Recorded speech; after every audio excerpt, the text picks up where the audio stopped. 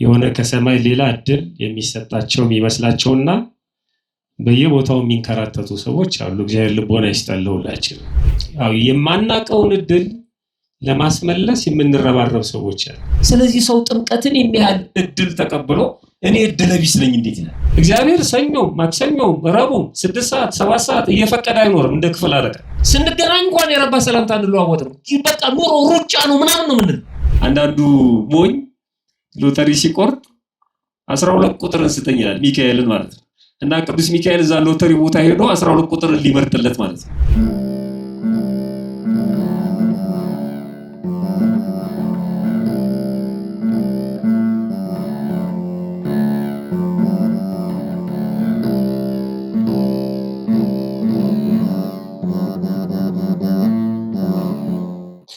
በስመ አብ ወወልድ ወመንፈስ ቅዱስ አሐዱ አምላክ አሜን። አየንተ እግዚአብሔር ካህናት፣ ሊቃውንተ ቤተክርስቲያን፣ አባቶች እና ወንድሞች በዚህ በተቀደሰ ቦታ ከሩቅና ከቅርብ ተገኝታችሁ እግዚአብሔርን ደጅ የምትጠኑት የእግዚአብሔር ልጆቹ ምዕመናን እና ምዕመናት እንዲሁም ሕፃናት በቅድሚያ በልዑል እግዚአብሔር ስም እንደምን ሰነበታችሁ? እንደምን አመሻችሁ? አሜን። ሳይገባን ኃጢአታችንን ሳይ በቸርነቱ በእድሜያችን ላይ ይህችን ሰዓት ጨምሮ በዚህ በተቀደሰ ቦታ ሰብስቦ እንድንማማር ደግሞ እንድናመሰግነው የፈቀደልን የአባቶቻችን የቅዱሳን አምላክ የእኛም አምላክ ፈጣሪያችን ልዑል እግዚአብሔር ክብር ምስጋና ይግባው። እንደ እግዚአብሔር መልካም ፈቃድ ባለን ጥቂት ደቂቃ የምንነጋገርበት የትምህርታችን ወይም የስብከታችን ርዕስ የሚሆነው የ40 ቀን እድል የሚል ነው። ምንድን ነው ያልኳችሁ? አዎ ታውቃላችሁ ስለ 40 ቀን እድል ምን ማለት ነው? የ40 ቀን እድል ማለት ምን ማለት ነው? የ40 ቀን እድል ራሱ የሚባለው ምንድን ነው? አንዳንድ ሰዎች እኔ እድሌ ተወስዶብኝ ለማስመለስ እየጣርኩ ነው ይላሉ። አንዳንዶቹም በየጠበሉ ቦታ ይንከራተታሉ። አንዳንድ ደፋሮች ደግሞ እድልሽ ተወስዶብሻልና ስለማስመልስልሽ ይሄን ያህል ብር ታመጫለሽ ተብለው ብር አፈላልገው ሰጥተው ልክ ነው እኔ እኮ እድሌ ስለተወሰደብኝ ነው ስራም ማልይዘው ትዳርም ማልይዘው ልጅም ማላገኘው ሰው ሚጠላኝ ይላሉ። ባህሪያቸውን ማስተካከል ሲገባቸው የሆነ ከሰማይ ሌላ እድል የሚሰጣቸው የሚመስላቸውና በየቦታው የሚንከራተቱ ሰዎች አሉ። እግዚአብሔር ልቦና ይስጠልውላችሁ። አንዳንድ የጠንቋይ ስራ የሚሰሩም አሉ። ግንባርህን አይቶ ግንባርህ እንደዚህ አይነት ነገር አለበት፣ የሰው አይን አለብህ፣ አይነ ጥላ አለብህ፣ እንዲህ ብታደርጊ ይገፈፍልሻል ይገፈፍልሃል የሚሉ አሉ። በጣም የሚያሳዝነው የሚቀልዱበት ሰው በቅዱስ ሥጋውና በክቡር ደሙ የከበረ በ40 እና በ80 ቀን የተጠመቀውን የጸጋ ልጅነት ያገኘውን ክርስቲያኑን የሚጫወቱበት ደግሞ በጣም ጅሎች ነን የመጨረሻ ማለት ነው። ያው የማናቀውን እድል ለማስመለስ የምንረባረብ ሰዎች አሉ። ብዙ ሰው ይሄ በውጭውም ዓለም ነው መዳፍ የሚያዩ አሉ። የጠጡበትን የቡና ሲኒ አተላ የሚያዩ አሉ። ድል ለማግኘት ማለት ነው፣ ቀድሞ ለመስማት ማለት ነው። እኔ አሁን የዛሬ ሳምንት ትሞታለህ ቢባል አንድ ሰው እና በትክክል ቀኑን ቢነግረው ምንድን ነው የሚያደርገው? ምን የምታደርጉ ይመስላችኋል? የምትሞቱበትን ቀን ብታውቁ ምንድን ነው የምታደርጉት? ምን ጥቅም አለው? የምንሆነውን አስቀድሞ ማወቅ ምን ይጠቅመናል? በዚህ ምክንያት እግዚአብሔርም ላይ የሚገዳደሩ ሰዎች አሉ። ይህ ዓለም የቲያትር መድረክ ነው፣ እኛ ተዋናያን ነን። የቲያትሩ ደራሲ እግዚአብሔር ነው፣ የሚሆነውን ነገር ያውቀዋል። ዝም ብለን ነው የምንደክመው እኛ። እግዚአብሔር እኮ ወስኖብናል፣ በቃ ተወስኖ አልቋል የሚሉ ደግሞ ጅላጅሎችም አሉ። እግዚአብሔር ከወሰነብን እንዲህ አይነት ጉባኤ ታዲያ ምን ያደርጋል? እግዚአብሔር ከወሰነብን ለምን ነው የምንጠመቀው?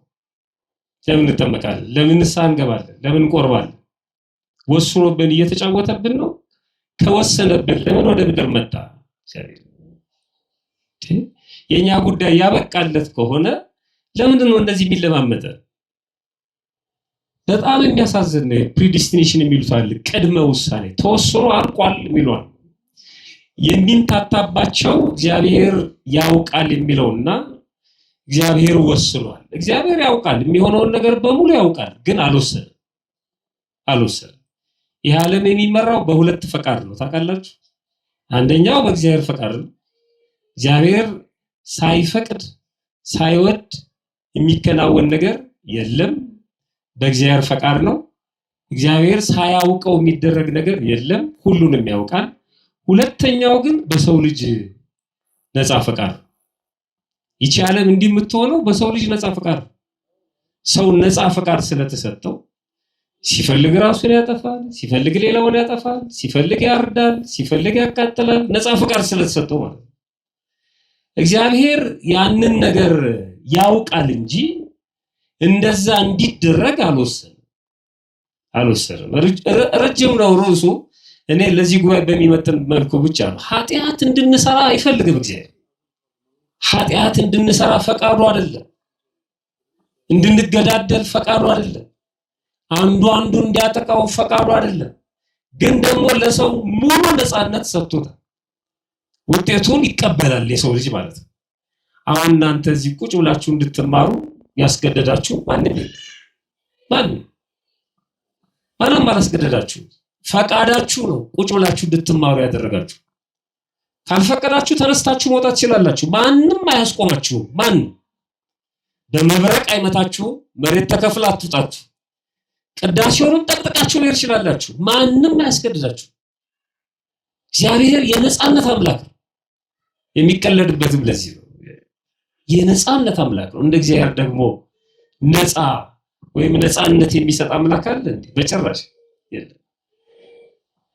እስኪ አንድ ጥያቄ ልጠይቃችሁ፣ በልምድ እንደምትመልሱልኝ እርግጠኛ ነኝ።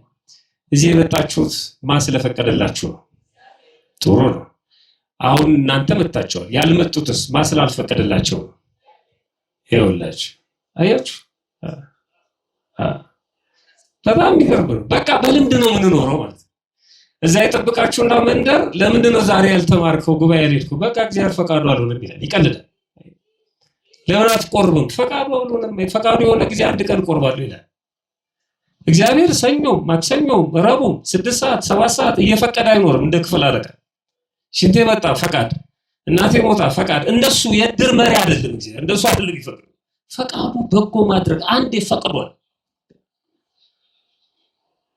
እንደዚህ የመጣችሁት እግዚአብሔር የፈቀደውን ፈቃድ ውዱን በራሳችሁ ፈቃድ ለመፈጸም ስለወሰናችሁ ነው። በደመና ጭኖ አላመጣችሁ እግዚአብሔር። ይሄንማ ፈቅዷል። ቃል እግዚአብሔር በስማት ፈቅዷል። ወደ ቤተክርስቲያን መምጣት ፈቅዷል። ያን ፈቃድ ግን ተጠቀማችሁ፣ የእናንተን ፈቃድ አክላችሁ ማለት ነው። ዛሬ ቤተክርስቲያን መሄድ አለብኝ ብላችሁ። ይሄ ባይሆን እኮ አንኳኩ፣ ምን ይደረግላችኋል? በቃ እሱ ነው ፈቃድ እኮ። እናንተ አንኳኩ፣ እኔ ከፍተዋለሁ። እናንተ ሹው ፈልጉ፣ ከዛ በኋላ እኔ አሳካዋለሁ። እግዚአብሔር ፈቃደኛ ባልሆነ ልብ ውስጥ አድሮ ስራ ይሰራል።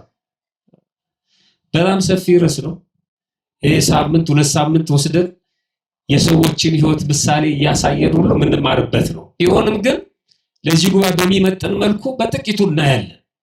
እግዚአብሔር በቸርነቱ ጥበቡን ሚስጥሩን እንዲገልጥልን መልካም ፈቃዱ ይሆንልን። የ40 ቀን እድል ምንድን ነው? የ40 ቀን እድል የሚሉ ሰዎች አሉ። እድሌ ተወስዶብኛል የሚሉ አሉ። እድላችሁን ላስመልስላችሁ የሚሉ ደላሎችም አሉ። ቤተክርስቲያን ያላስተማረቻቸው ያላሰናበተቻቸው የኛን መስቀል የኛን መቁጠሪያ ጨብጠው እድል ተወስዶብሃል ሲሉን እኛም እዛ እግራቸው ስር የምንፈራፈር ሰዎች አለ። መነሻው የመጽሐፍ ቅዱስ ክፍል ብዙ ቦታ አለ፣ ግን ለምዕመናን ቅርብ ለማድረግ የምንነሳበት የመጽሐፍ ቅዱስ ክፍል የሉቃስ ወንጌል ምዕራፍ 10 ከቁጥር 35 ጀምሮ ያለው ንባብ ነው። እንደዚህ ይላል። ሲሄዱም እርሱ ወደ አንዲት መንደር ገባ። ማን ነው እርሱ የተባለው? ክርስቶስ ነው። ክብር ምስጋና ይግባውና እየሄዱ ከደቀ መዛሙርቱ ጋር ወደ አንዲት መንደር ገባ። ማርታ የተባለች አንዲት ሴትም በቤቷ ተቀበለችው። ልብ አድርጉ፣ የገባው ወደ መንደር ነው። የተቀበለችው ግን ማርታ የምትባል አንዲት ሴት ናት። እሱ ጠርቷት አይደለም። በጣም ማስተዋል አለባችሁ። ወደ መንደሩ ነው የመጣው። መንደር ደግሞ ብዙ ቤቶች ብዙ ሰዎች የሚኖሩበት አካባቢ ነው መንደር የሚባል። ከዛ ሁሉ መንደር ግን ማርታ የተባለችው ሴት ወጣ ተቀበለችው። ለእርሷም ማርያም የምትባል አንዲት እህት ነበረቻት። እርሷ ደግሞ ቃሉን ልትሰማ በኢየሱስ እግር አጠገብ ተቀምጣ ነበረች። ማርያም ወደ ቤት ገባ። እሷ በእግሩ ስር ቁጭ ብላ ስትማር፣ ማርታ ደግሞ ወደ ጓዳ ገባች። የእንግዳ መቀበል ወጉን ስርዓቱን ለመፈጸም ማለት ነው። ማርታ ግን አገልግሎት ስለበዛባት ባከነች። የምታውቁት ታሪክ ነው። ጓዳው ስትል ከዛ በኋላ ወደ ፊት ለፊት ወደ ሳሎኑ ስታይ እህቷ ማርያም ቁጭ ብላ የክርስቶስን ቃል እየሰማች ነው። ስለዚህ ክስ ይዛ መጣች። እንደዚህ አለች፣ ጌታ ሆይ ቀርባ እህቴ እንድታግዘኝ ወይም ከኔ ጋር እንድትሰራ ስትተወኝ እንዴት ዝም ትላታለህ አለችው። ጌታ ሆይ እኔ እንድሰራ እህቴ ብቻዬን ስትተወኝ አይገድህምን? እንኪያስ እንድታግዘኝ ንገራት እንጂ። አሁን ያ ስብስብ ያ ከክርስቶስ ጋር ማርያም የምታደርገው ቆይታ ለዚህችኛዋ ሴት ለማርታ ጫወታ መስሏታል ማለት ነው። የሥራ ፈት ስራ ነው። ቁጭ ብላ እግሯን ዘርግታ ካንተ ጋር ስታወራ እንዴት ዝም ትላታለህ? እኔ ጓዳው ስል ትልቅ እንግዳ መጥቶባታል። እውነቷን ነው። እየባከነች ነው። የቱን ታነሳለች፣ የቱን ትጥላለች፣ ጨንቋታል። ክርስቶስ ወደ እሷ ቤት ነው የመጣው። ትክክል ነች። ምንም ማርታ የምትነቀፍበት ነገር የለም። በአግባቡ በስነ ስርዓቱ ስላላደረገችው ነው እንጂ ትክክል ነው። ወጉ ማርቁ። አሁን ቤተክርስቲያናችን በዓል ታከብራለች። ሄደ መብል መጠጥ የሚያዘጋጁ ደግሞ አሉ እናቶች። ያለዚህ አሁን ካህናቱ በቃለ እግዚአብሔር ሲቃጠሉ ያደሩትን የደከሙትን እህል አቅርበው ሰውነታቸውን ከድካም የሚያሳርፉ ደግሞ የተዘጋጁ አሉ። ገበያውን የሚሸምቱ እርጥቡ የሚጨስባቸው ደረቁ የሚነድባቸው አሉ። ይሄ አያስፈልግም ማለት አይደለም። አንዳንድ አላዋቂ ሰዎች በመቀሸታ ነው የሚያነሱት። ይሄንን አይደለም። ሊቃውንቱም እንደዚህ ያለው እና እውነቷን ነው። ጉድ ትላለች። ችግሩ ግን ከስ ይዛ መጣች። እንደዚህ ምትላታለ ስራ ፈቶና ስትቀመጥ እና ለዚህ ግን መመለስ ነበረበት ክርስቶስ። እንዲህ አለ። ኢየሱስም መልሶ እንዲህ አላት፣ ማርታ ማርታ። አሁን ነገሮችን ለማጽናት ሲፈልግ ለአጽንኦ ነገር አንድም ቃል ሁለቴ ሶስቴ ደግሞ ይነግረናል። እውነት እላችኋለሁ እንደሚለው ማለት ነው። እና ነገሩ በጣም ከባድ ስለሆነ ደግሞ ስሟን ጠራና ማርታ ማርታ በብዙ ነገር ትጨነቂያለሽ ትታወኪማለሽ አላት። በስንት ነገር ያላት? በብዙ ነገር። በጣም ይገርም እኮ በብዙ ነገር መጨነቅ። አንዱን መጣድ አንዱን ማንሳት 10 ድስት መጣድ። እሺ ህይወታችንን ቆም ብለን እናስበው። ብዙ በቃ ወከባ። ስንገናኝ እንኳን የረባ ሰላምታ እንለዋወጥም። በቃ ኑሮ ሩጫ ነው ምናምን ነው ምንድነው? በቃ ዝም ብለን ነው የምንባክነው በብዙ ነገር። ሰው በብዙ ነገር አይጨነቅም። መርጦ ነው መጨነቅ ያለበት። በብዙ ነገር ትታወቂያለሽ፣ ትጨነቂያለሽ። የሚያስፈልገው ግን ጥቂት ወይም አንድ ነገር ነው። ማርያምስ መልካም ዕድል መርጣለች፣ ከሷ አይወሰድባትም። ማርያም እመቤታችንን አይደለም፣ የማርታን እህት ማርያም መልካም ዕድል መርጣለች፣ ከሷ አይወሰድባትም። ለጊዜው የመረጠችው የእግዚአብሔርን ምን መስማት ነው? ቃሉን መስማት ነው። አሁን ይሄ ቀላል ይመስላል እዚህ ቁጭ ብላችሁ ስትማሩ ማለት ነው። በጣም የተለየ ነው። በቃ ይሄ የተመረጠ መልካም ዕድል፣ ይሄን ማንም ከሷ አይወስድባትም ማለት። አሁን ከተነሳንበት ሐሳብ ወይም ጉዳይ አንፃር 5 ነገሮች አሉ በዚህ አንቀጽ ውስጥ። አንደኛ በዚህ ንባብ ብቻ ማለት ነው ዕድል ማለት ለሁሉም የተሰጠ ማለት ነው። ለሁሉም የተሰጠ። ይኸው ክርስቶስ ወደዛ መንደር ነው የመጣው። መንደር ውስጥ ብዙ ሰዎች አሉ። መርጦ አይደለም፣ ለሁሉም ነው የመጣው። ነገር ግን የተቀበለችው ወጣ ማርታ ነች። ዕድል ማለት ለሁሉም የተሰጠ መሆኑን ይነግረናል። ሁለተኛ በራስ ፈቃድ የሚመረጥ መሆኑንም ይነግረናል። በራስ ፈቃድ የመጣው ወደ ሁለቱ ቤት ነው። አንደኛዋ ቁጭ ብላ ትሰማለች፣ አንደኛዋ ደግሞ ጓዳ ገብታለች። ያስገደዳቸው ማንም የለም። ልክ ክርስቶስ እንደገባ አንቺ ቁጭ ብለሽ ስሚ፣ አንቺ ደግሞ ጓዳ ስሪ አላለም። እንደገባ ቁጭ በሉና ሁለታችሁም ስሙ አላለም። ገብቶ ተናገረ። እሱ የሚሰማው ቁጭ አለ፣ የናቀው ደግሞ ገባ ማለት ነው። ለሁሉም የተሰጠ ማለት ነው እድል ማለት ነው። በኋላ ለማነሳው ነጥብ ስለሚጠቅመኝ ነው። ለሁሉ የተሰጠ በራስ ፈቃድ የሚመረጥ መልካም የሆነ የማይቀማ ማለት ነው እድል ማለት ነው።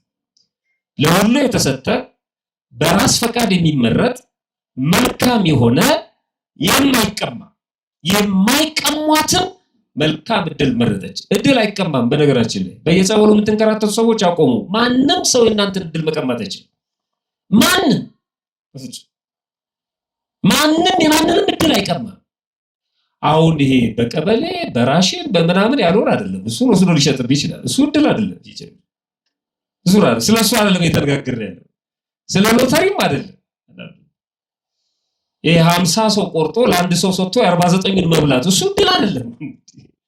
እሱ አይደለም። እኔ እድል የሆነው ሎተሪ ያወጣልኝ ይላል። እሱ አይደለም ወዳጅ።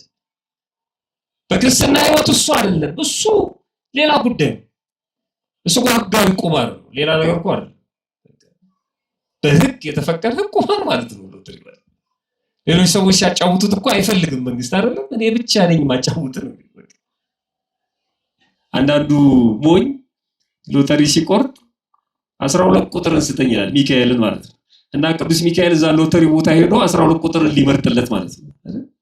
መድኃኒዓለም 27 ቁጥርን ሊመርጥለት ሄዶ እዛ። በጣም ጅሎች ነን የመጨረሻ። በዚህ መቼም አይወጣም። ቢወጣም ይሄ በአጋጣሚ የተሰጠ ሊሆን ይችላል እንጂ በፍጹም እዚህ ውስጥ አይገባም። በጣም ይው ጅላጅልነታችን እግዚአብሔርን የማይሆን ነገር ውስጥ እንከተዋለን። ሁለት እግር ኳስ ቡድኖች ሲጋጠሙ ለአንደኛው ምን ደግፍ ሰዎች እንደውም መቤት ያደራሽ እንላታለን። ምን ታርግ እሷ እዛ እግር ኳስ ውስጥ ምን ያርግ ቅዱስ ሚካኤል? በጣም ተጃጅለናል። የመጨረሻ እግዚአብሔር የአንድ ሰው ደስታ ነጥቆ ለሌላ አይሰጥም። ሁለት እግር ኳስ ቡድኖች አንዱ ሲሸነፍ ይደሰታል፣ ያዝናል። አንዱ ሲያሸንፍ ይደሰታል አይደል? በሁለቱ መካከል ለቅሶም አለ ደስታም አለ አይደል? እና እንዲያለቅሱ ፈቅዶ ነው እግዚአብሔር። አንተ እንድትስቅ እነሱ እንዲያለቅሱ ፈቀደ እግዚአብሔር። ይሄ ዓለም የሚሰጠው እግዚአብሔር እዛ ውስጥ የለም። በጭራሽ በፍጹም የለም። አንገታችን ላይ ማተብ አስረን በተራ እግር ኳስ ውስጥ ክርስትናችንን እናቀለዋለን። እሱን ለስሜት ማየት ነው። ለስሜት ማየት ችግር የለውም። ያለ አካል የለም። አትደሰት ያለ አካል የለም። ለምንድን ነው ከመላእክት ጋር ከቅዱስ ሚካኤል ጋር ከቅዱስ ገብርኤል ጋር ከመላእክት ጋር የምናገናኘው? ያንተ አንሶ ቅዳሴ ትተ ሰዓታት ትተ ማሌቱን ትተ ቃል እግዚአብሔር ትተ እዛ ተወዝፈ ያንተ አንሶ ደግሞ መላእክቱ እዛ መጥተው ይርዱ። ይባል መጨረሻ ጅላጅል መጨረሻ ነው። ገና ነን እኮ ገና ነን። በጣም ገና ነን። ገና አልተረዳናትም። ክርስትናችንን አልተረዳነውም። እግዚአብሔር ለሁላችንም ልቦና ይስጠን። በእውነት እድል በዚህ አባባል አንደኛ ለሁሉ የተሰጠ የታደለ ነው። ሁለተኛ በራስ ፈቃድ የሚመረጥ ነው። ሶስተኛ መልካም የሆነ ነው። አራተኛ የማይቀማ የማይነጠቅ ነው።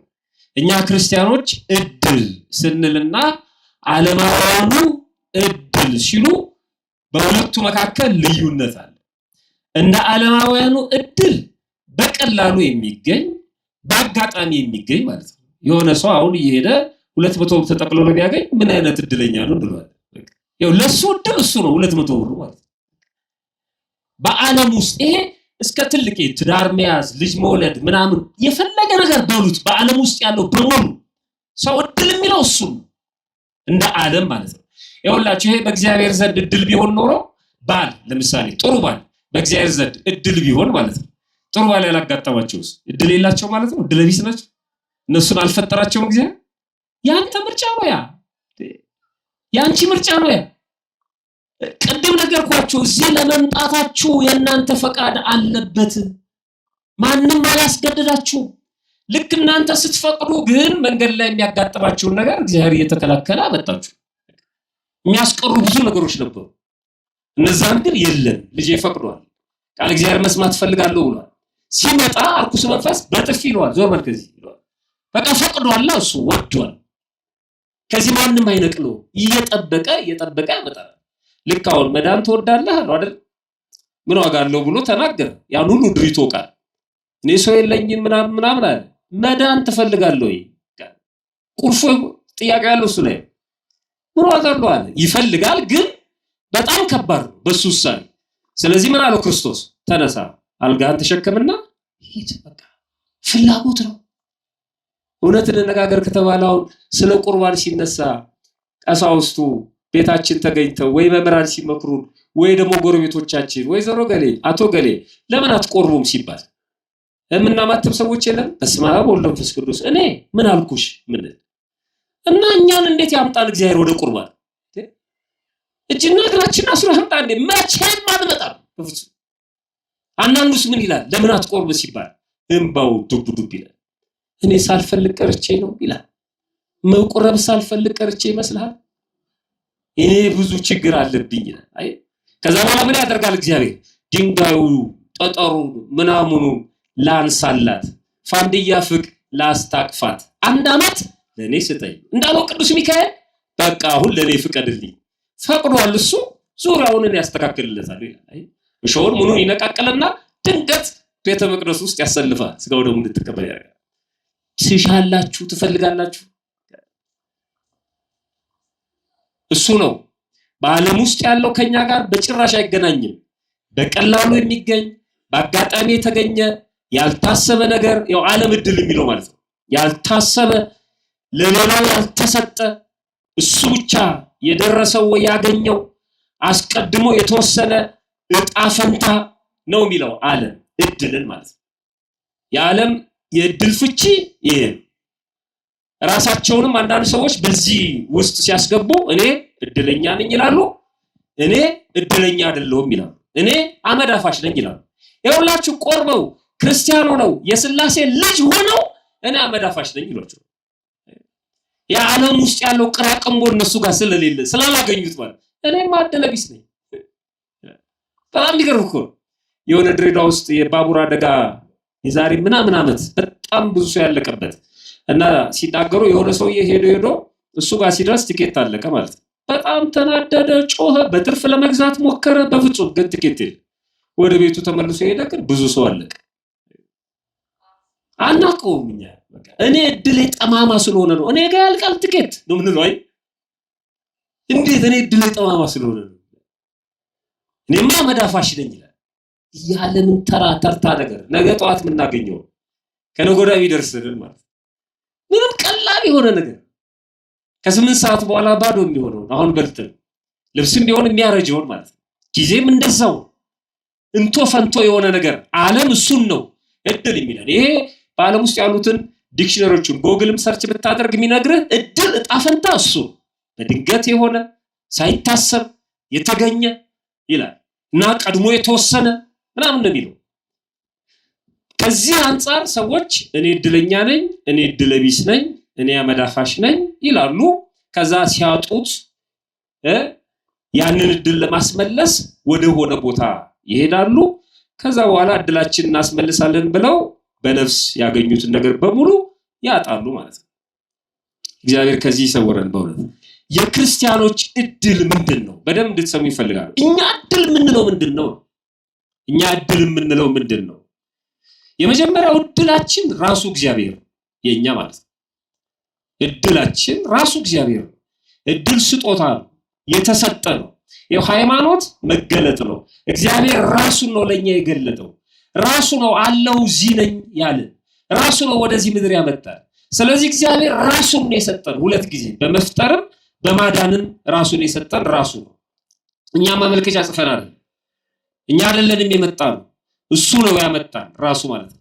በመዝሙር 15 ላይ ቁጥር 5 ላይ እግዚአብሔር የርስቴ እድል ፈንታና ጽዋዬ ነው፣ ወይም እድል ፈንታዬ ጽዋ ተርታዬ እግዚአብሔር ነው። አንድ ክርስቲያን የሚለው ይሄንን እግዚአብሔር ነው፣ ዕጣዬንም የምታጠና አንተ ነህ ይለዋል።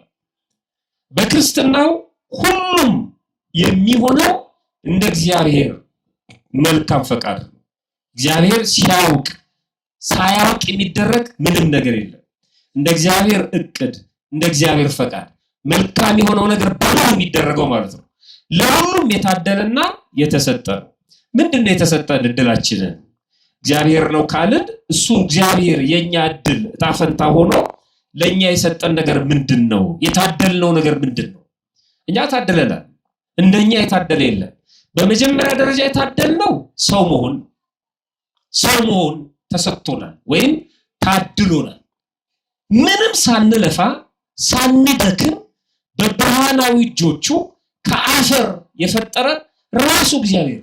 ሰው እኮ ተጠንቶ ያላለቀ ፍጥረት ነው። በጭራሽ ሰውን መርምሮ አጥንቶ የሚጨርሰው ማንም የለም በፍጹም።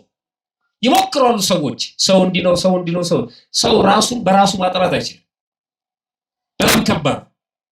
ከዛ ውጪ ነው ሰው መሆን በራሱ በጣም የተለየ ነው። አሁን በእኛ ዘመን ተራ ተርታ ነገር ሰው መሆን ማለት ነው። በሰከንድ ውስጥ የሰው ህይወት ሲያልፍ እናያለን። ሰው መሆንን የማያከብር ሰው ሌላውም ሰው እንዲኖር አይፈልግም። ሰው መሆን እድል ነው፣ የተሰጠ ስጦታ ነው። ለሁሉም እኩል የተሰጠ ስጦታ ነው። ሰው በመሆን ውስጥ ያው እኛ ለማሳነስ አንዳንዱ ሰው ጆሮ የማይሰማ አይኑ የማያይ እግሩ በደንብ የማይራመድ ወይ አካለ ስንኩል አካለ ጎዶሎ ምናምን እንላለን። እግዚአብሔር ጋር የለም። ሰው ነው እሱ። ግማሽ ሰው የለም እግዚአብሔር ጋር። አንድ አራተኛ ሰው የለም እግዚአብሔር። አንድ አራተኛ ሰው የለም። ሰው ነው እግዚአብሔር ጋር። ቀይ ስለሆነ የሆነ ሀገር ቋንቋ ስለሚናገር በፍጹም ሰው ነው። ክርስቲያንም ይሁን ምንም ይሁን እግዚአብሔር ጋር ሰው ነው። በቃ አለቀ። የመጀመሪያው ሰው መሆን የመጀመሪያው እድል ማለት ነው። ከዛ ቀጥሎስ ከሰውነት ደግሞ ክርስቲያን መሆን የሚገርም ነው። ለምንድን ነው ክርስቲያን የሆነው? ያጣነው እንድናገኝ ነው እንጂ እግዚአብሔር መጀመሪያ ክርስቲያን አድርጎ መፍጠር ይችል ነበር። ክርስቲያን የሆነው ሰው ከሆንን በኋላ ያጣነው ነገር ነበርና እሱን ለማስመለስ የተሰራልን ህግና መንገድ ነው ክርስትና። እሱ የምታስመልሱት በዚህ መንገድ ነው አለ። እኔ ሁልጊዜ እየመጣው ደግሞ አልሰጣችሁም፣ ይሄው የጸጋ ግምጃ ቤት ከዚህ ውሰዱ አለ። ልጅነትንም ውሰዱ፣ ክህነትንም ውሰዱ፣ የኃጢአት ስርየትንም ውሰዱ፣ እዚሁ ነው ውሰዱ አለ። አስቀምጦት ሄደ በአካል ማለት ነው። በአካለ ሥጋ አረገ ለሐዋርያት ሰጥቶ ማለት ነው። ስለዚህ ክርስትና ማንም ሰው መጥቶ መውሰድ ይችላል። ክርስትና ለሁሉ የተሰጠ እድል ነው። እናንተ ወሰዳችሁ፣ ሌሎቹ አልወሰዱ። ስለዚህ እድል አልተሰጣቸውም አይባልም። ተሰጥቷቸዋል ግን አልተጠቀሙበትም። ለሁሉም እኩል የሚሰጥ ነው በክርስትና እድል ማለት ነው። በእግዚአብሔር ዘንድ ለሁሉም እኩል የሚሰጥ ነው። ጥምቀት እድል ነው። ድነት እድል ነው። የዘላለም ሕይወት እድል ነው። መንግስተ ሰማያት እድል ነው። እኛ እድል ፈንታችን ጽዋ ተርታችን መንግስተ ሰማያት ናት። የሰዎች ሁሉ እድል መንግስተ ሰማያት እንደሆነች አንድ ጥቅስ ብቻ አንስቶ መናገር ይቻላል። የማቴዎስ ወንጌል ምዕራፍ 25 ላይ ከቁጥር 34 ጀምራችሁ ስታነቡ ንጉሱ በቀኙ ያሉትን ይላል። ክርስቶስ ነው ሲመጣ ወደዚህ ምድር ዓለምን ለማሳለፍ በቀኙ ያሉትን እንዲህ ይላቸዋል። ልብ አድርጎ በየት በኩል ያሉትን ነው የሚለው? በቀኙ ያሉትን እንዲህ ይላቸዋል፣ እናንት የአባቴ ብሩካን ነው፣ ዓለም ከተፈጠረበት ጊዜ ጀምሮ የተዘጋጀላችሁን መንግስት ውረሱ ይላቸዋል። ዓለም ከተፈጠረበት ጊዜ ጀምሮ ያዘጋጀውላችሁን መንግስት ውረሱ። እና ማንን? ጻድቃንን። እናንት ብሩካን። ጻድቃን የሆኑት በምንድን ነው? በራሳቸው በጎ ፈቃድ ነው። አስገድዷቸው አይደለም። ክርስቶስ አንተ ጻድቅ ትሆናለህ፣ አንተ አትፈልግም ብሎ አይደለም። ተክለ ሃይማኖት የተጠመቁት በዚህች ቤተክርስቲያን፣ በዚህ ማለት በዚህ በቦሌ ቅዱስ ሚካኤል ቤተክርስቲያን ማለት አይደለም። አንዲት በሆነች ቤተክርስቲያን የተጠመቁት እዚህ ነው። ለሳቸው የተሰጠው ልጅነት እኔ የሚወሰድኩት ልጅነት፣ ለሳቸው ከፍ ያለ ልጅነት፣ ለኔ ትንሽ ልጅነት አልተሰጠኝም። የሥላሴ ልጅነት ነው የወሰዱት። ይቀበሉ የነበረው ቅዱስ ሥጋና ክቡር ደም እኔ መቀበለው ነው። ያገለግሉበት የነበረው መንበርና ያገለግሉበት የነበረው ክህነት፣ ያገለግሉት የነበረው እግዚአብሔር ይሄው ካህናቱ የሚያገለግሉበት ክህነት ነው። የተክለ ሃይማኖት ክህነት ይሄ ነው። ምንም ያዳላው ነገር የለም። በተሰጠው ስጦታ እኩል ነው። የበለጡን በምንድን ነው? በተጋድሎ ነው። በተጋድሎ ተጋድሏቸውን አበዙት። እነሱ እግራቸው እስኪቆረጥ ድረስ የምን እንቅልፍ ነው? በተጋድሎ በለጡን። አይ በስጦታ ግን እኩል ነን። በጣም የሚገርም ነው። በልጅነት እኩል ነን። ስለዚህ ዓለም ከተፈጠረ ጊዜ ጀምሮ ያዘጋጀውላችሁን መንግስት ውረሱ። ለሁሉም የተሰጠ ዕድል። ኃጥአንን ደግሞ በድሉ ያልተጠቀሙ የተሰጠውን ያልወሰዱትን ደግሞ እንዲህ ይላቸዋል። በዚያ ጊዜ በግራ ያሉትን ደግሞ እንዲህ ይላቸዋል፣ እናንተ ርጉማን ይላቸዋል። በጣም እንድትሰሙኝ የምፈልገው ጻድቃንን ያላቸው ዓለም ከተፈጠረ ጊዜ ጀምሮ የተዘጋጀላችሁን መንግስት ውረሱ ነው። ለማን የተዘጋጀው? ለነሱ የተዘጋጀላችሁ፣ ለጻድቃን በሙሉ የተዘጋጀው ውረሱ። እኔን ላመናችሁ በኃጢአት በወደቃችሁ ጊዜ ንስሐ እየገባችሁ ቅዱስ ሥጋውን ክቡር ደሙን እየተቀበላችሁ ለጠበቃችሁ ልጅነታችሁን ላከበራችሁ እናንተ ውረሱ አለ። ኃጥአን ጋር ሲመጣ ደግሞ እናንተ ርጉማን ዓለም ከመፈጠሩ ጀምሮ ያዘጋጀውላችሁን ውረሱ አላለ። በጣም የሚገርም ንግግር ነው። በደንብ ይሁቴ። አንዳንድ ጅላጅሎች ገሃነመ እሳትን እግዚአብሔር ለምን ያዘጋጃል ይላሉ። መጀመሪያ እኮ እንደሚቀጣ ስለሚያውቅ ነው ያዘጋጀልህ። እንደሚቀጣ ባያውቅ ኖሮ ለምን ያዘጋጃል? ገሃነመ እሳት ለኔ ለእናንተ አይደለም የተዘጋጀው። የዘላለም እሳት የተዘጋጀው ለዲያብሎስ። የሚገርም ሰውን እያሰቃየው ኖሮ በነፃነት መኖር ስለሌለበት መጨረሻ ተከርቸም የሚገባበት ነው የተመቻቸለት። ለዚህ ነው ክርስቶስ ምን ይላል? በዚያን ጊዜ በግራ ያሉትን ደግሞ እንዲህ ይላቸዋል፣ እናንት ርጉማን ለሰይጣንና ለመላእክቱ ወደ ተዘጋጀው ወደ ዘላለም እሳት ሂዱ። ለማን ወደ ተዘጋጀው ነው ያለው? አይገርም? ፈታይ በርት የሚባለው እግዚአብሔር አባታችን ሰይጣን ነው ካላችሁ ልጅ ደግሞ የሚወርሰው የማንን ነው? የአባቱን ነው። ስለዚህ አባታችሁን ርስት ውረሱ አላቸው። ምን አደረገ? ለሰይጣንና ለሰራዊቱ ወደ ተዘጋጀው ሂዱ። ሰይጣን አባታችን ነው ካላችሁ በግብር ከመሰላችሁት ምን አረጋችኋለሁ? እናንተ ግን የአባቴ ቡሩካን የተዘጋጀላችሁ ውረሱ። እነዚህ በግራ ያሉት በቀኝ እንዲሆኑ ያልተፈለገበት ምክንያቱ ምንድነው? እግዚአብሔር ሳይፈቅድ ቀርቶ ነው? አይደለም። በራሳቸው ፈቃድ አንፈልግም አሉ። ክርስትና የተሰጣቸውን ልጅነት አንፈልግም አሉ። አንዳንዶቹ በተሰጣቸው ልጅነት ቀለዱ እና ምን ያርግ? እድሉ ለሁሉም ነው። የተጠቀመበት ሰው ግን በዛ እድል አትራፊ ነው። ፍጻሜው ምን ሆነ ይለናል? እነዚያ ወደ ዘላለም ቅጣት፣ ጻድቃን ግን ወደ ዘላለም ሕይወት ይሄዳሉ ይላል። ነፍስ እንደማትሞት ነው የሚነግረን። በዚህ በቅዳሴያችን በእንተ ቅድሳት ዲያቆኑ እናንተ አሜን ኪርያ ላይ ሰው ያላችሁ የምትቀበሉት ጸሎት ላይ ተንበርክከን ስግዱ ከተባለ በኋላ ከሚላቸው ጸሎቶች መካከል አንዱ በጎውን እድል ይላል። በደንብ ስሙኝ። በጎውን እድል ኃጢአትን ለማስተስረይ ሁለተኛ መወለድ የሚገኝባትን ሕጽበት እግዚአብሔር ይሰጣቸው ዘንድ በጎውን እድል ሚላ ጥምቀትን ነው። እግዚአብሔር ይሰጣቸው ዘንድ በቅድስት ሥላሴ ማህተም ያከብራቸው ያትማቸው ዘንድ ስለ ንዑሰ ክርስቲያን እንማልዳለን። ላልተጠመቁ ሰዎች እንለምናለን።